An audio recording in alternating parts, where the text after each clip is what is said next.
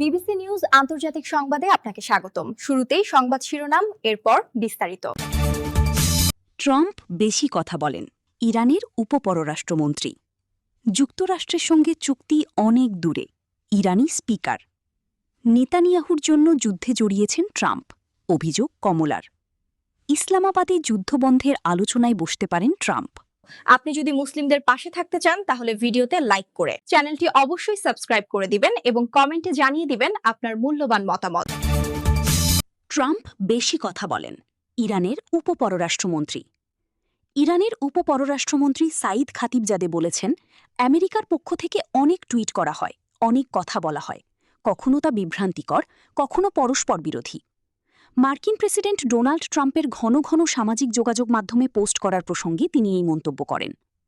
তুরস্কে চলমান Antalya diplomatic ফোরামের ফাঁকে শনিবার 18 এপ্রিল সাংবাদিকদের সঙ্গে কথা বলার সময় তিনি এই মন্তব্য করেন। তিনি আরও বলেন, এই বক্তব্যগুলো কতটা সামঞ্জস্যপূর্ণ এবং আন্তর্জাতিক আইনের সঙ্গে সঙ্গতিপূর্ণ তা নির্ধারণ করা আমেরিকার জনগণের উপর নির্ভর করে।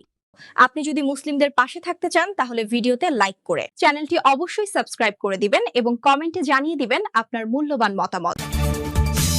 যুক্তরাষ্ট্রের সঙ্গে চুক্তি অনেক দূরে, ইরানি স্পিকার। ইরানের পার্লামেন্টের স্পিকার মোহাম্মদ বাঘের গালিবাফ জানিয়েছে, যুক্তরাষ্ট্রের সঙ্গে যুদ্ধ শেষ করার লক্ষ্যে চলমান আলোচনায় কিছু অগ্রগতি হয়েছে, তবে এখনও চূড়ান্ত কোনো চুক্তি থেকে তারা অনেক দূরে রয়েছেন। ইরানের পার্লামেন্টের স্পিকার মোহাম্মদ বাঘের গালিবাফ জানিয়েছে, যুক্তরাষ্ট্রের সঙ্গে যুদ্ধ শেষ করার লক্ষ্যে চলমান আলোচনায় কিছু অগ্রগতি হয়েছে, তবে এখনও চূড়ান্ত কোনো চুক্তি থেকে তারা অনেক দূরে রয়েছেন। আপনি যদি মুসলিমদের পাশে থাকতে চান তাহলে ভিডিওতে লাইক করে চ্যানেলটি অবশ্যই সাবস্ক্রাইব করে দিবেন এবং কমেন্টে জানিয়ে দিবেন আপনার মূল্যবান মতামত। নেতানিয়াহুর জন্য যুদ্ধে জড়িয়েছেন ট্রাম্প, অভিযোগ কমলার।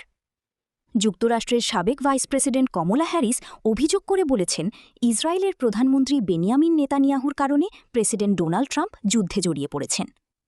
স্থানীয় সময় শনিবার 18 এপ্রিল ডেট্রয়েটের ডেমোক্র্যাটিক পার্টির একটি তহবিল সংগ্রহ অনুষ্ঠানে বক্তব্য দিতে গিয়ে হ্যারিস এসব কথা বলেন। তিনি আরও বলেন, ট্রাম্প এমন একটি যুদ্ধ শুরু করেছেন যা আমেরিকার জনগণ চায় না এবং এতে মার্কিন সেনাদের অপ্রয়োজনীয় ঝুঁকির মধ্যে ফেলা হয়েছে। এ সময় তিনি প্রেসিডেন্ট ট্রাম্পের প্রশাসনকে দেশের ইতিহাসে সবচেয়ে দুর্নীতিগ্রস্ত, নির্মম ও অদক্ষ বলে আখ্যা দেন। বলেন, ট্রাম্প এমনভাবে নিজেকে শক্তিশালী হিসেবে উপস্থাপন করতে চান যেন তিনি ইচ্ছামতো যে কারও বিরুদ্ধে আমেরিকার সামরিক শক্তি ব্যবহার করতে পারেন।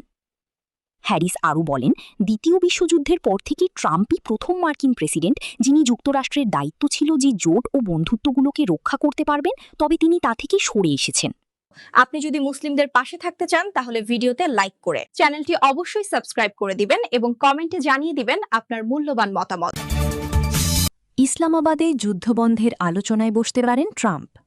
যুক্তরাষ্ট্র ইরানের মধ্যে চলমান যুদ্ধবিরতি ও সম্ভাব্য শান্তি আলোচনাকে ঘিরে পাকিস্তানের রাজধানী ইসলামাবাদে নতুন করে সংলাপের প্রস্তুতি চলছে বলে জানিয়েছেন মার্কিন প্রেসিডেন্ট ডোনাল্ড ট্রাম্প। তার দাবি, চলতি সপ্তাহান্তেই দুই দেশের প্রতিনিধিরা আবার আলোচনায় বসতে পারেন। তবে যুক্তরাষ্ট্র ইরানি বন্দরের ওপর অবরোধ বজায় রাখা এবং এর পাল্টা হিসেবে ইরানের হরমুজ প্রণালী আবার বন্ধ করে দেওয়ায় আলোচনার ভবিষ্যৎ নিয়ে অনিশ্চয়তা তৈরি হয়েছে। বর্তমান 14 দিনের যুদ্ধবিরতিতে মধ্যস্থতাকারী হিসেবে গুরুত্বপূর্ণ ভূমিকা রেখেছে পাকিস্তান। এর আগেও ইসলামাবাদে দুই দেশের প্রতিনিধিদের মধ্যে আলোচনা হয়েছিল, তবে তা কোনো চূড়ান্ত সমাধানে পৌঁছায়নি। এরপরও শান্তি উদ্যোগ চালিয়ে যাচ্ছে পাকিস্তান। দেশটির সেনাপ্রধান আসিম মুনির সম্প্রতি ইরান সফর করেন এবং সেখানে শীর্ষ রাজনৈতিক ও সামরিক নেতাদের সঙ্গে বৈঠক করেন, যা দুই পক্ষের কিছু মতপার্থক্য কমাতে সহায়তা করেছে বলে দাবি করা হচ্ছে।